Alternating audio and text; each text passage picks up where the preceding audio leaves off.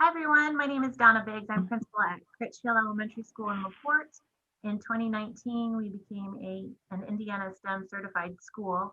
And so part of our mission here has been to integrate STEM and computer science into our daily instruction. Awesome. So I'm Jenny Minnick. I'm a community engagement librarian at LaPorte County Public Library. And I've had the privilege to know Donna for a few years now and to work with her staff. So we are very excited to present to you how to build school public library partnerships that support the Indiana STEM strategic plan. So we believe there's a powerful opportunity for Indiana's public libraries and public schools to partner together to collaborate in order to really effectively use taxpayer resources and in some cases overcome some STEM resource gaps. So the Indiana STEM strategic plan challenges community stakeholders to form STEM ecosystems. And one of the proudest parts of my work over the last couple of years is that I really feel that we've been able to do that by partnering with our schools, partnering with industry, and also just partnering with other community organizations. So even though our two organizations have worked together for several decades, and LaPorte Community Schools appoints a board member to the public library. So the governance of our organizations is very interwound. So we've worked together for about 30 years, but about 5 years ago, we really deepened our collaboration into a more strategic partnership that includes a shared services agreement. So we're going to talk to you a little bit more about that later, but this partnership that we call Libraries 360 has resulted in public library cards for all students and teachers, giving them access to all public library resources at school and at home. It's also led to a countywide computer science education initiative, grant-funded lendable robotics curriculum kits for all LaPorte County teachers, and some shared professional development for school and public library staff. So we really hope that after this session, you'll have some tools if you're interested in forming this kind of partnership to get started. And kind of to piggyback off of that, what Jenny said, our partnership with the public library has evolved over the last several years, providing numerous opportunities for our community to participate in STEM activities while in our schools, as well as while visiting our public libraries. They provide professional development to our staff. They lead lessons in the classroom. They provide us with materials and support. And probably most importantly, they provide us with an extension of a hand to say, how can we help you and what can we do to support you? So it is truly an evolving partnership. Every year we're adding on and adding new things and developing things that we planned from the previous year and building off of it.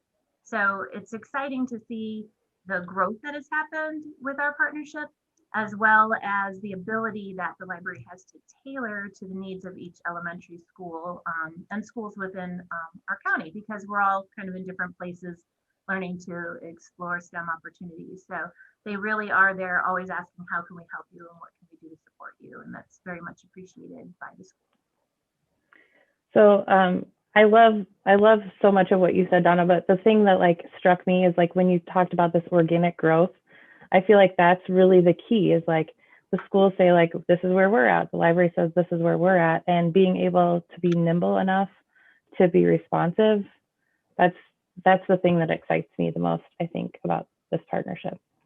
Well, in order to, bring everyone along with us all being in different places, we don't want to overwhelm or underwhelm people. So it's important to have that open mind to be able to say, what are the next steps? And even if you guys aren't there yet, you're so excited to jump on board and help us plan for the next step and find out what you can do to bring something in to help support us. So the partnership is very much appreciated. And I know that you're, at some beginning stages with some schools, and then you're working further along as you are with us. So this next slide, when Donna and I were practicing, I told Donna this was the boring slide. So it's kind of the boring slide, but it's also kind of the basis of why we're able to do everything that we're able to do. So we offer a menu of services to our school partners, and then their administrations decide which of those services they're going to include in their shared services agreement. So it's a contractual obligation between the public library and the school corporation. We currently have 5 Libraries 360 partner school corporations, and then the services that we offer are library card registration for all students, educator cards for teachers, a shared ILS, which is an integrated library system, which we currently have with 2 of our school corporation partners, staff workshops, and classroom visits. So school administration, library administration, look at what we offer and decide what meets their needs best. So FERPA compliance is really the starting point for discussions between school and library administration. So it's possible that your public library administration may not be familiar with FERPA. So if you want to build this type of partnership, school administration in your beginning conversations may have to, do a little work to explain that the Family Educational Rights and Privacy Act is a federal law that protects the privacy of student education records. So the way that, we believe it's very important to be FERPA compliant, right? Like not only is it a law, it makes sense. Like we want to protect the data of our students, right? So practically, how does card registration work in our partnerships? School administration includes an opt-out form in their student handbook that is completed by parents at the beginning of the school year, or in the case of some of our school partners, it's the previous spring.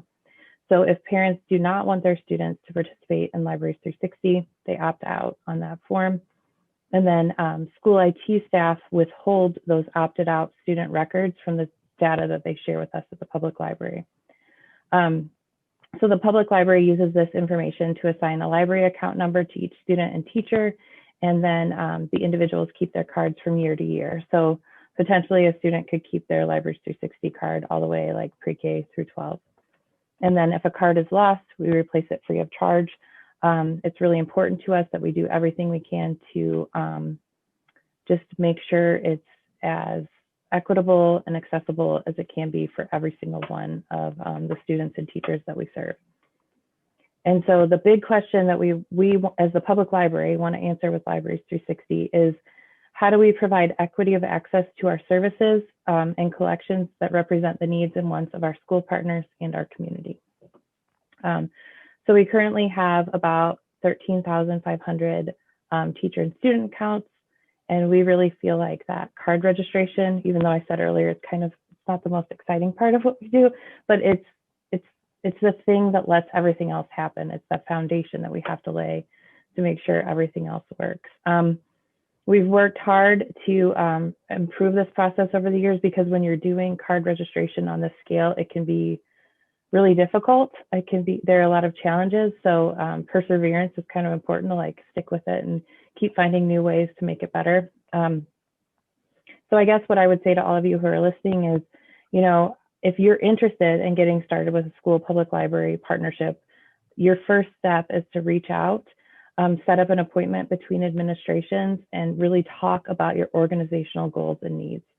Come up with a plan to get started. Our first year, which was the 2013-14 school year, we piloted with 1 grade level at 1 school corporation. So yeah, so that's the boring stuff. I got it out of the way. But it's super important, because we would not have been able to get to where we're at now if we hadn't started. I remember the big thing was to get a library card in every kid's hand. That was like our first big mission. And then look at where we're at now. So it's super exciting to kind of look at that big picture and then go back and make some smaller steps to get there. So by no means did this happen overnight. It was very strategic and planned, and grew at its own pace. I just want to talk a little bit about materials and the Library 360 program. So by putting a Library 360's card in each teacher's hand, that gives them access, as well as their students, to additional online research materials, ebooks, tumble books, curriculum kits, printed materials. Also, it helps teachers extend their loan period, which is very important, because oftentimes, we have this great idea that we're going to get right to that lesson, but then we find that we need to either expand the lesson, or it didn't fit right in when we thought it would. And so teachers can easily go online and extend their expiration date for their materials, and they don't have to worry about running back to the library. So that's a great aid to teachers as they're planning instruction. So there's also no overdue signs. Yep, Which is that's important. So, in speaking with some of my teachers, we are very active in the program and utilize it regularly.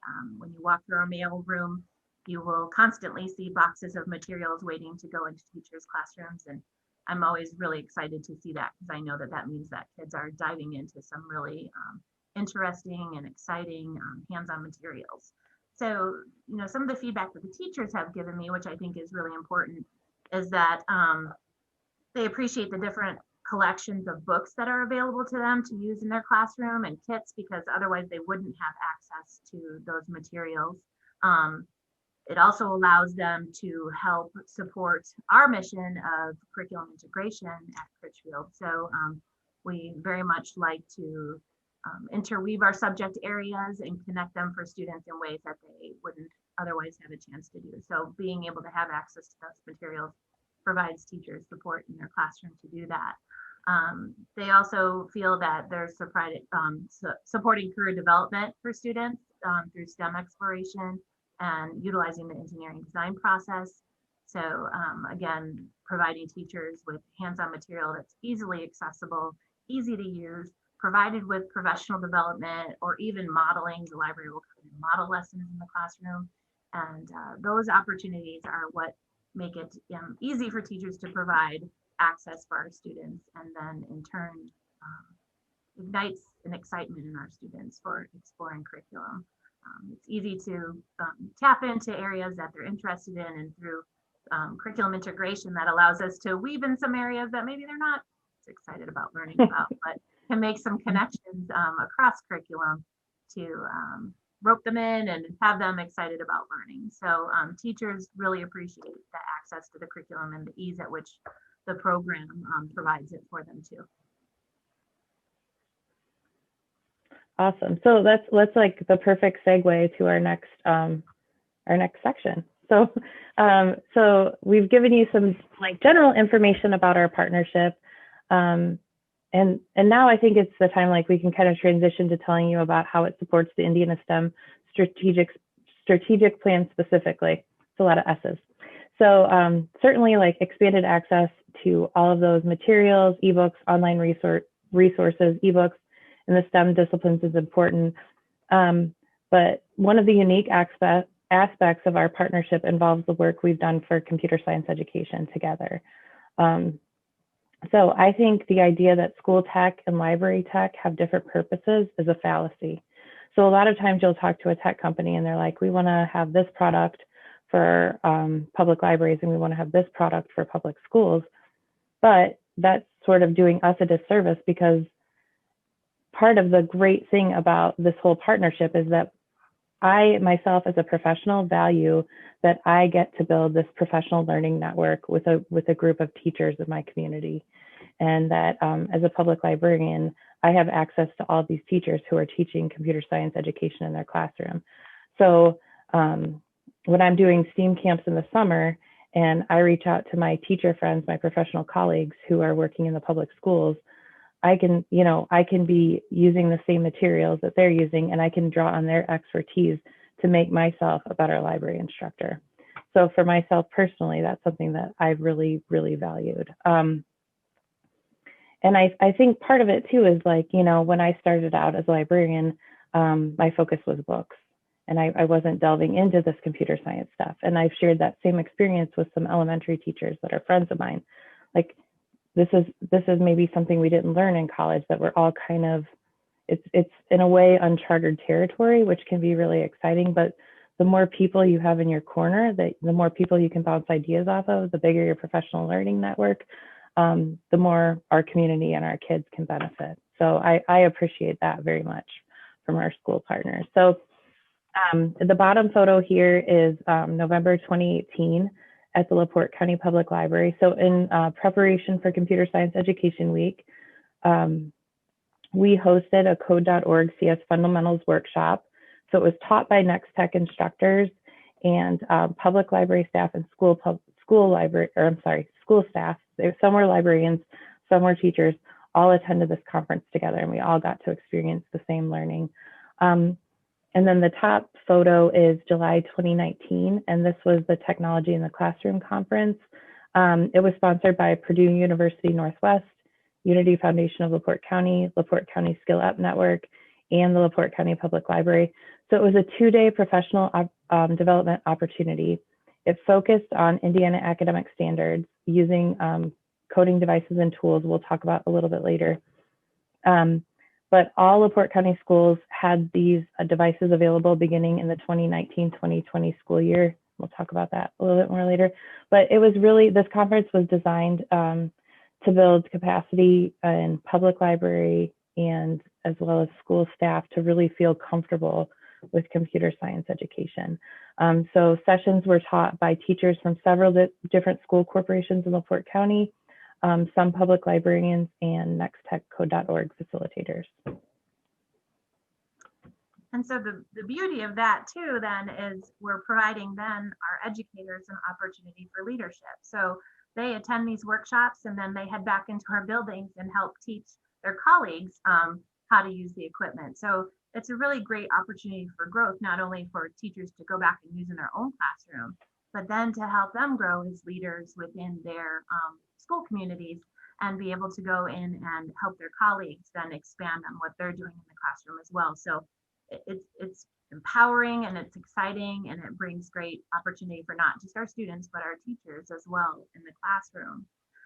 Some of the key elements of our partnership from the school perspective is, we of course really appreciate the STEM materials that are provided to us, because as we know, I mentioned a little bit earlier, teachers love the ease at which they can access it. So two things that are critical to us in education are time and money. And so by having teachers have accessibility to the materials quickly and just simply without having to write grants or wait for funding, that gets the materials into the hands of the students and the staff that much quicker. And so that is one piece of it that we really appreciate. To kind of expand a little bit on the professional development that the library has offered us, not only do they come in and provide professional development, it looks differently for what you need. It's tailored to what each school, what each classroom, what each teacher needs. So we have done whole group professional development where the library will come in and kind of show the teachers the materials that they're going to be loaning us for the year, or the materials that are available in the kits. Teachers can schedule a time to meet with someone like Jenny to come in and provide some one-on-one PD time for them, as well as the library will come in and model lessons for teachers, which is super empowering too. A lot of times when it involves technology, if we haven't had a lot of experience with it, it's intimidating. And so it's always reassuring for teachers to see somebody else in action using it.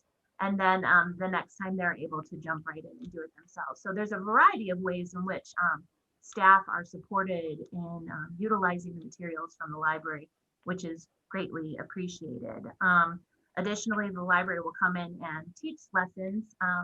They do a great job of coming into our kindergarten, first grade classrooms, second grade classrooms, and integrating some science and social studies lessons with technology. And that's a great way, again, to connect and integrate those subject areas for students. So there's a lot of different ways in which they support us. And again, it's very tailored to what our needs are. But I think the two key takeaways are that they are helping to give teachers back time and provide them with materials that allows for us to use funding in different ways, because we don't have to fund the technology in the classroom through STEM. So those are two important pieces for us as building leaders when we look at how the library is supporting our staff. And I feel like it's very much reciprocal, and I hope you feel like that too, Donna. Like, I feel like I always get so much more from your teachers than they have. Like, there's just like such a great reciprocity there. Yeah, it's a true partnership, and I just feel like we're an extension of one another.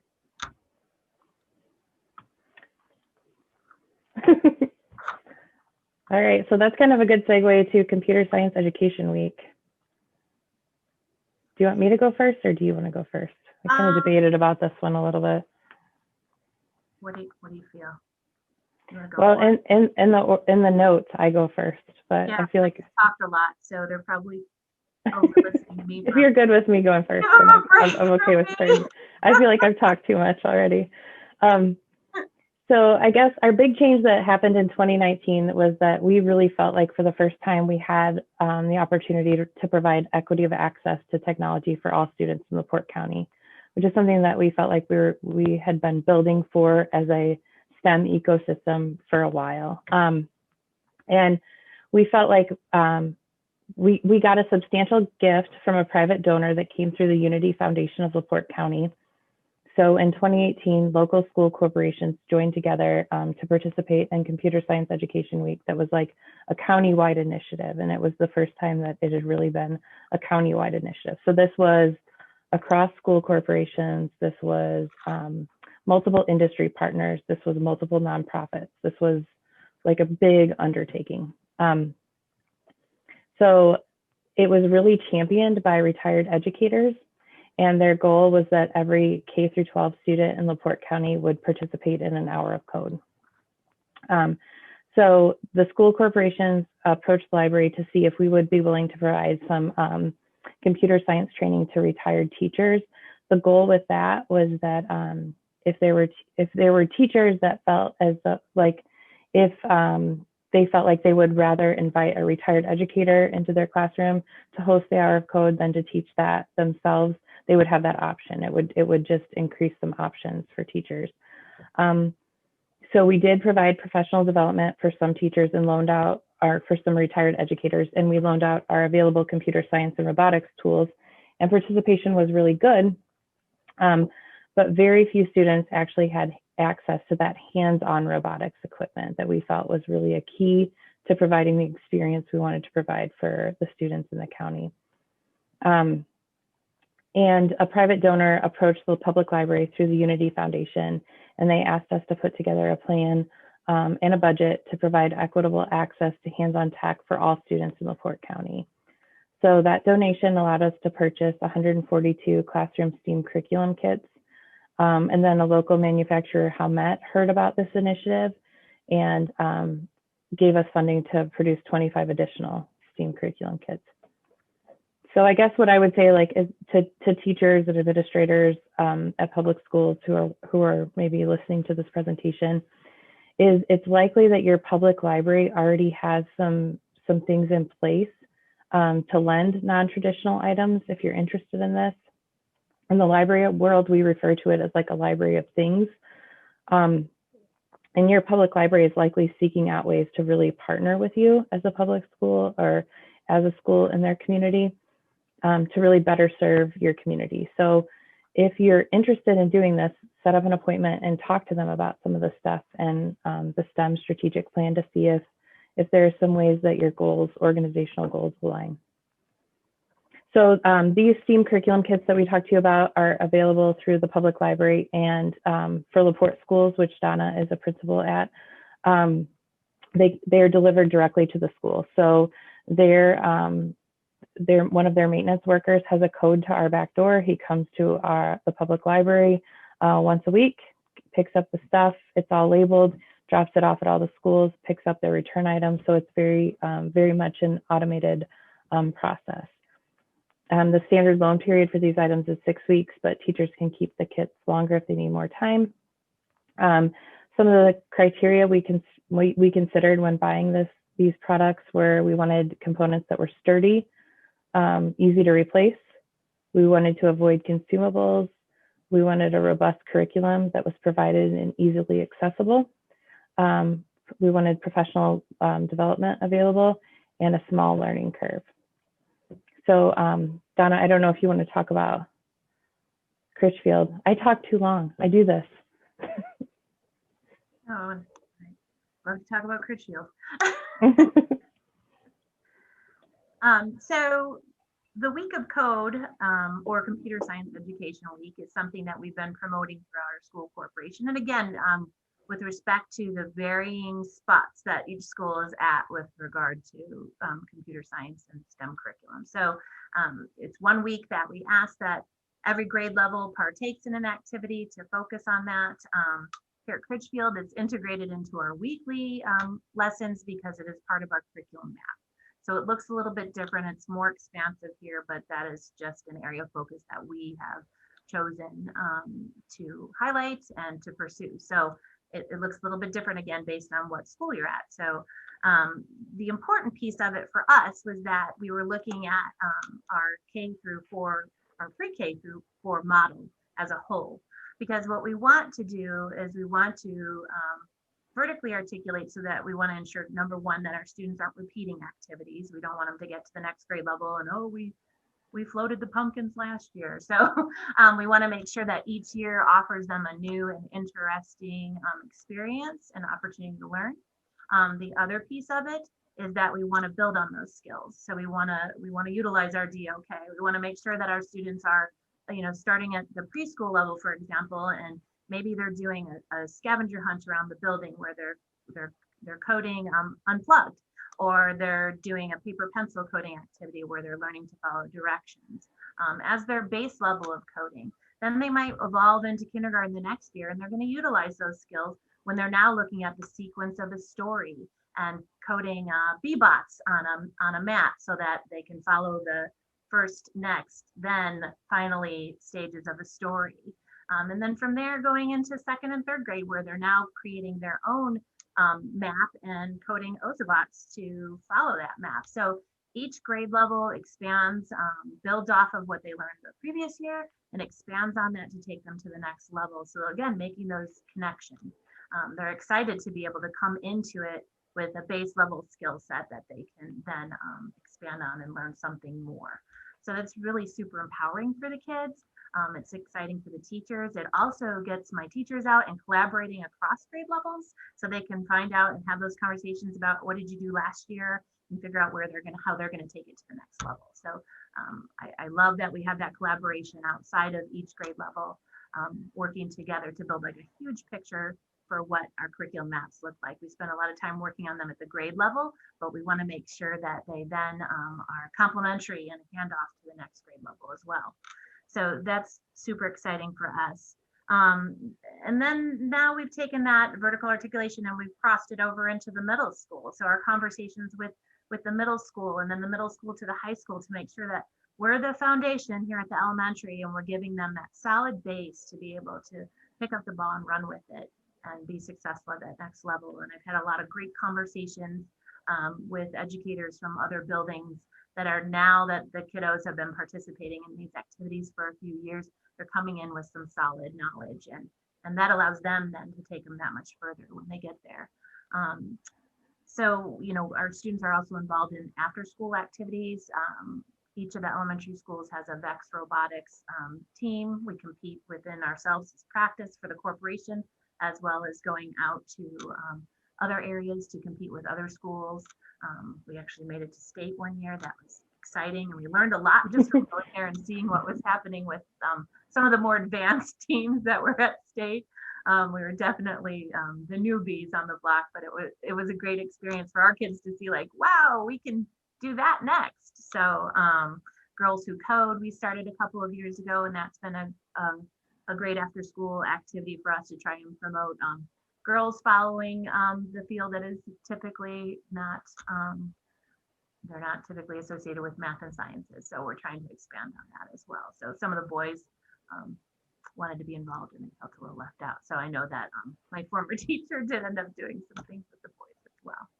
So, and our next piece is to expand on our community partnership. So we want to make sure that we are making things relevant and real for our kiddos.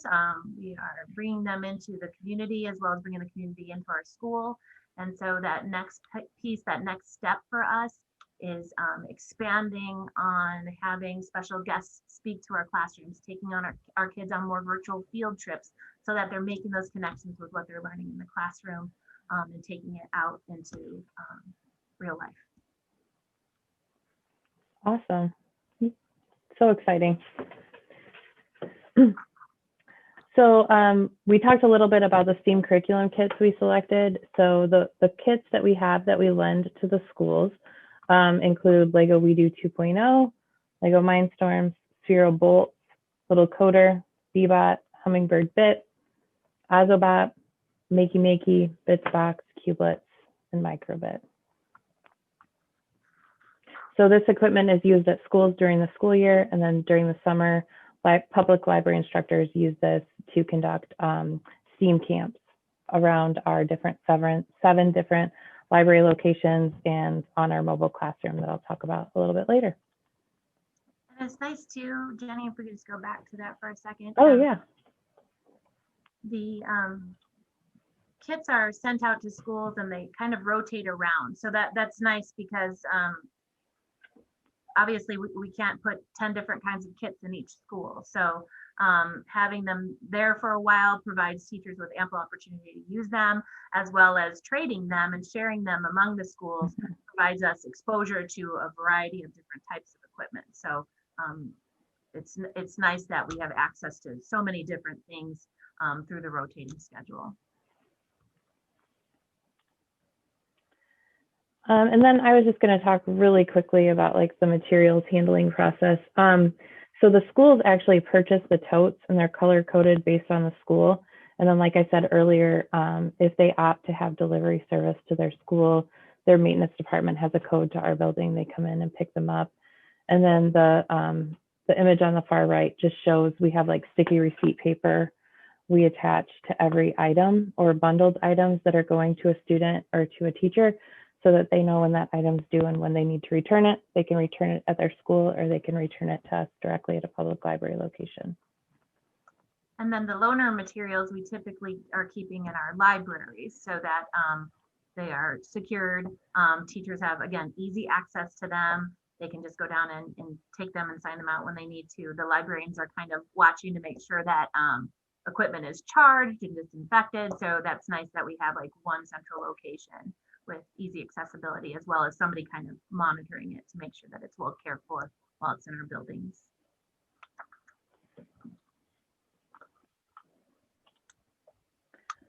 All right, and then e-learning. Yeah. Do you want to tackle this one? Sure. So e-learning, which has really evolved into a lot of what we've been doing this year through our distance virtual learning. When it started, it was a blended learning concept that we were exploring to utilize in lieu of snow days or to provide teachers some professional development. And now the blended learning model has really taken off, and it is part of our daily use, whether we are at home learning or in school learning. So it really is the evolution of education. And our partnership with the library has been very much appreciated because even though they're a house that people can go to access Wi-Fi during e-learning, they are often coming in and needing help. So it was essential that our friends at the library knew how to use the systems that we were using to support students' education while they were learning virtually. So they have taken the time to learn how to use our Chromebooks.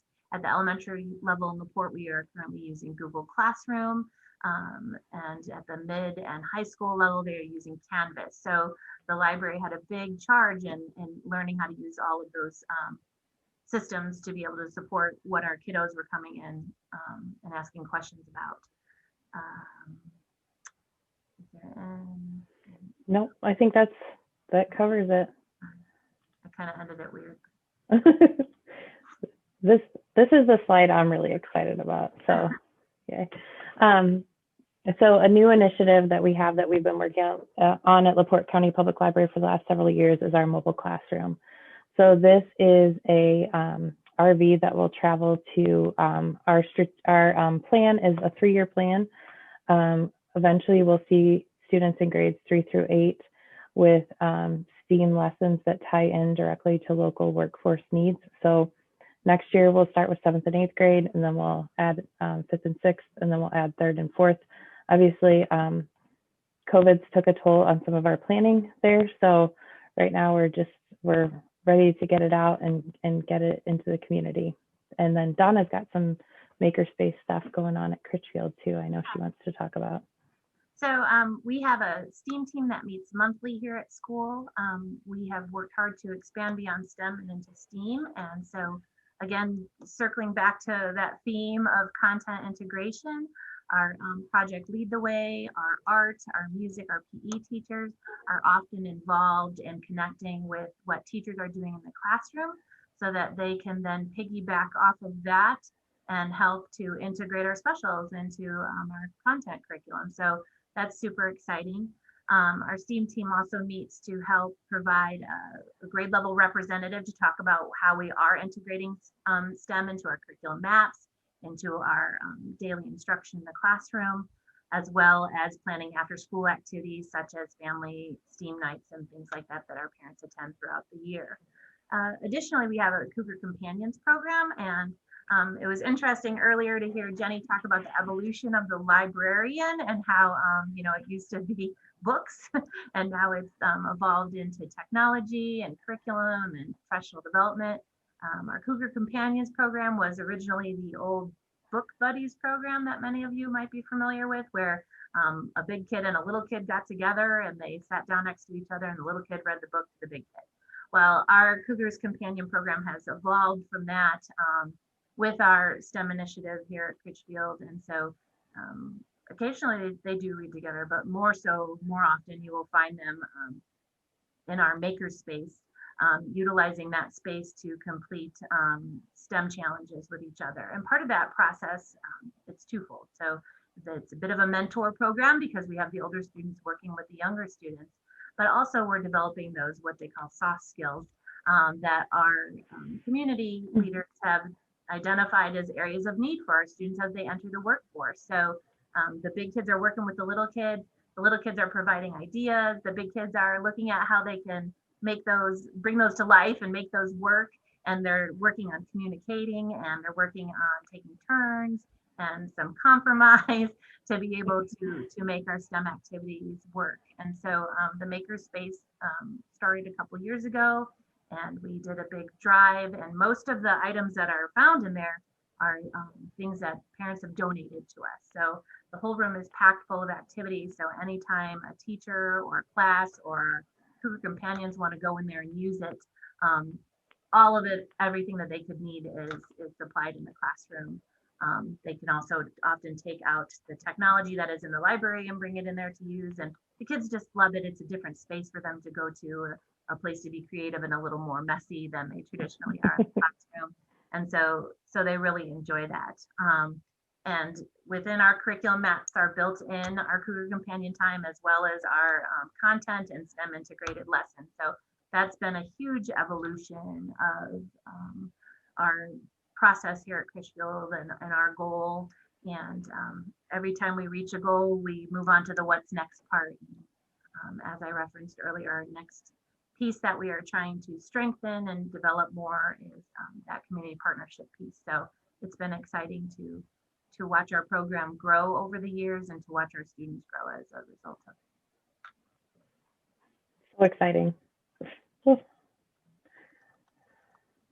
So as we kind of close today, I told Donna, this is something, these images were sent to me by a teacher at Michigan City, a Michigan City Elementary, Edgewood. Julie Pittman sent these to me a couple of years ago, and I printed them off and I keep them above my desk because this is what it's all about, right? Like making an impact. So, I mean, that's something we all hope to achieve, is making an impact. But I feel like visually, this whole series of photos really captures what I hope to accomplish.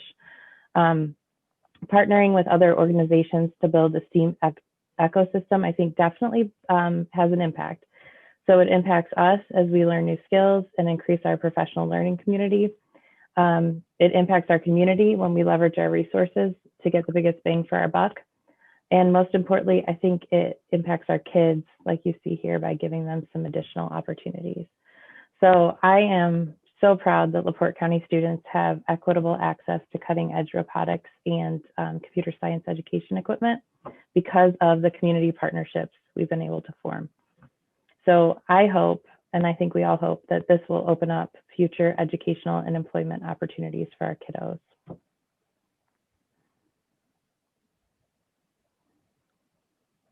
Want me to add? Yeah, I do. Of course I do.